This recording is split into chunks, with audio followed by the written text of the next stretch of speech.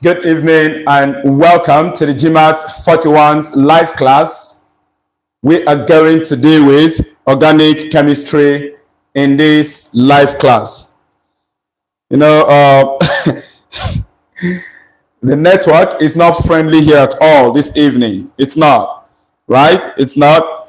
In fact, the network has decided to show another version of me, but all the same, we're going to see how far we can go with this class. We'll manage up and see what we can be able to make of today's class. In our class today, we are going to give a quick attention to methods of preparation of alkanes. It's going to be a quick summary of the methods that we can use to prepare alkanes. All right? Please, at the end of the class, check in the comment section below this live class, right? Check in the comment section, or perhaps you can check in the description section of this video. Now, in the description section is where you see all these hashtag. Are you following, right? You see hashtag maybe organic chemistry, hashtag preparation of. So that section, click on it. It will open. Click again for more. You would see the link that will take you into further things you need to know when dealing with alkanes in terms of the preparations and properties. Okay? So, take note of that. Take note of that. Having said this, we are going to move on to deal with the preparations of alkane. Like I said, it's going to be a summary class. We are going to give attention, okay, to the different methods that is used in preparing alkanes. The different methods we use in preparing alkanes.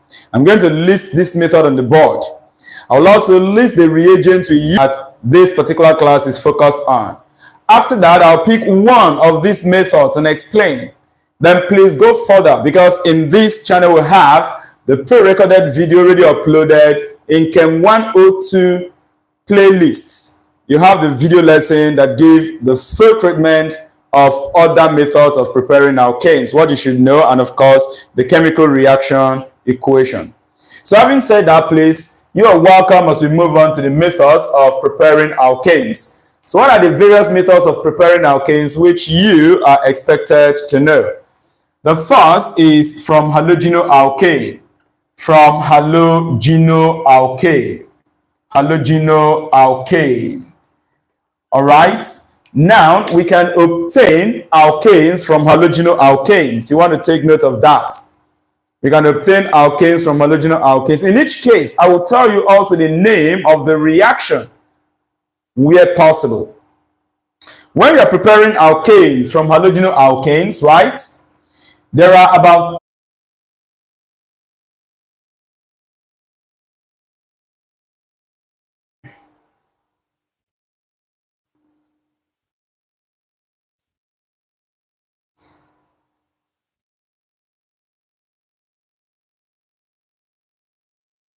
I already told you the situation of network here tonight, it's not friendly at all. So you're going to manage within the little time I will deliver this lecture.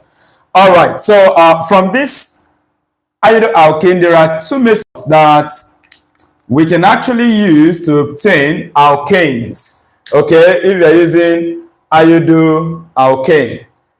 In this case, we can use any of the following reducing agents to achieve this reaction. So I'm going to write any of the following reducing agents can be used. Any of the following reducing agents. Any of the following reducing agents can be used. Can be used to reduce alkane to an alkane. So what are the reducing agents? I'm going to list them on the board. We can make use of magnesium amalgam in ethanol. Magnesium amalgam in ethanol, it's one of the reducing agents you can use to reduce iodoalkane to alkane. You could also use lithium tetrahydridoaluminate 3. You can use lithium tetrahydridoaluminate 3. Instead of lithium tetrahydridoaluminate 3, you can use sodium tetrahydridoborate 3. You can also use this reducing agent, zinc, in hydrochloric acid. Any of these four of the reducing agents I mentioned can be used to actually reduce iodoalkane to an alkane. So you want to take note of that. Let me list the reducing agents. Let me list the reducing agent. I mentioned magnesium amalgam in ethanol. Magnesium amalgam in ethanol.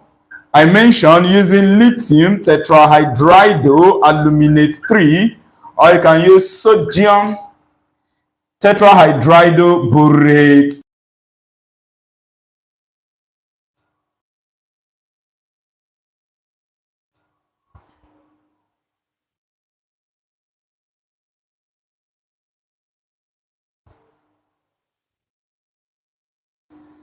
I'm trying to match up with the network situation. Whenever you notice what is happening at your end, I try to see how I can boost the network further. So I don't know. All right. You have seeds and then I guess it's back again. I told you the network situation already. So be tough. Don't give up, like I've always said. Stay tuned. I'm going to see how far we can move on so that I'll deliver this lecture. Okay, so I think it's back. So I was listing, or I rather listed the reducing agent you can use to reduce the iodoalkane to an alkane. So your examiner wants you to know this reducing agent, very important. So an examiner can ask you, because I'm going to test you around, maybe if I'm done delivering this lecture, which of the following reducing agent can be used to reduce iodoalkane to an alkane? Or which of the following reducing agent cannot be used to reduce iodoalkane to an alkane? So you want to take note of this reducing agent. You're expected to memorize them because these are scientific works being done and established already. Okay, we are moving on. Let us look at B part B. I hope this is showing on the screen where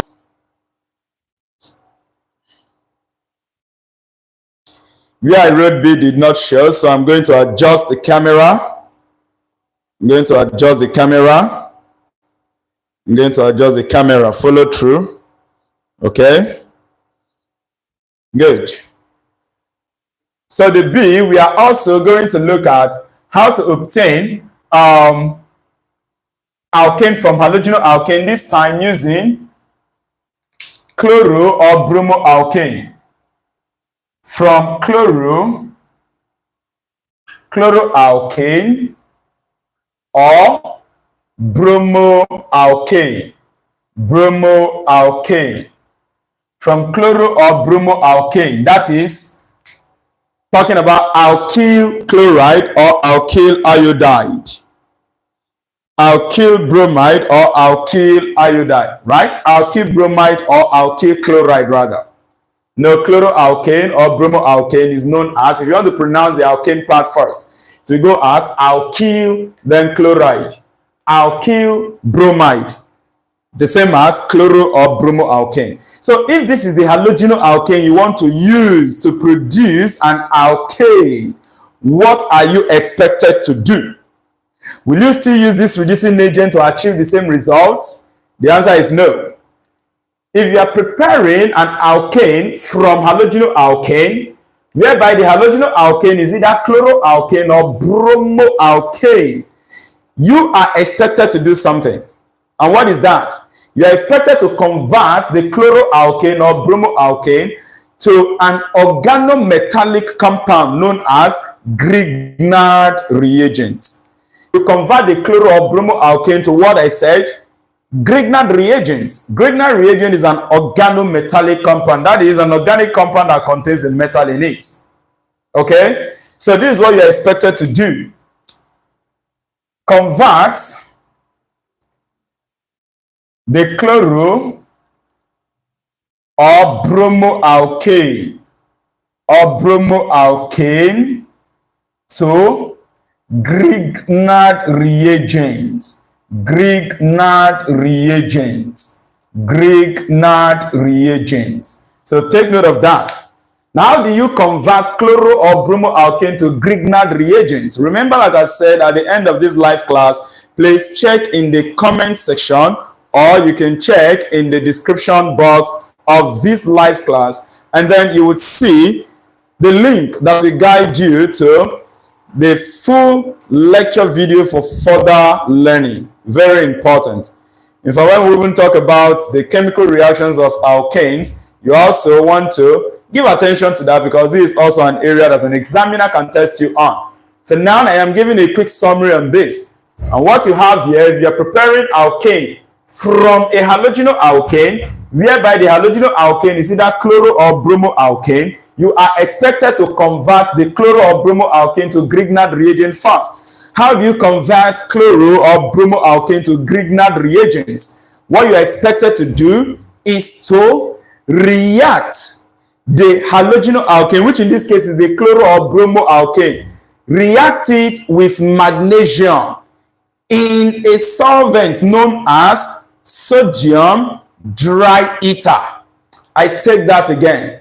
To convert chloro or bromoalkane to Grignard reagent, you are expected to react the chloroalkane or the bromoalkane with magnesium, which is a metal. And this reaction takes place in a solvent, a medium. That solvent is sodium dry ether. Our ether is ethoxyethane or diethyl ether. This is your ether. Think ether CH3, CH2O, CH3, CH2, and then CH3. If you write it in condensed form, it's going to be C2H5, then O, and then C2H5. This oxygen is singly bonded to both carbons, okay? With a single bond to this carbon, a single bond to this carbon. This is the compound we call ether, or you call it diethyl ether. All right? So, a dry solution of this with sodium is the medium in which you combine the chloro or bromoalkane with magnesium. Once that happens, the final thing you are going to get is called Grignard reagent. fact, generally, Grignard reagent is written as RMGX, or this R represents alkyl.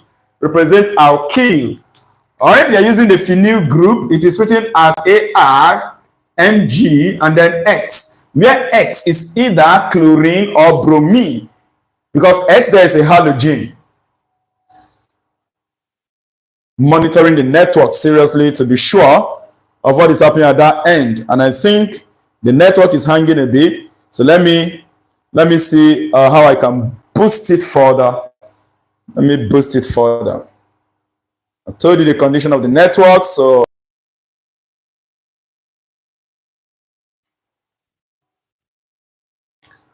I told you the condition of the network already. That network is not friendly at all, but you know, just like I said, I am too tough. I didn't give up. Yeah, never frustrated in things.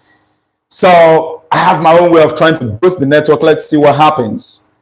Okay, and so just be patient and follow up with the class. Stay tuned. Once the network interferes, all right, or interrupts, hanging, I'll try to kind of boot the network situation and say I'll boot it. Now you're wondering, how is he doing this? Don't worry, this is GMAETS 41. So by the time you react chloro or bromoalkane with magnesium in sodium dry ether, this solvent, what you're going to get is called Grignard reagent. Grignard reagent is alkyl magnesium halide, or aryl. This aryl is from benzene. Phenyl, when C6H6, benzene loses one hydrogen, it gives you a group called aryl. If you want to be specific with the name, we call it phenyl.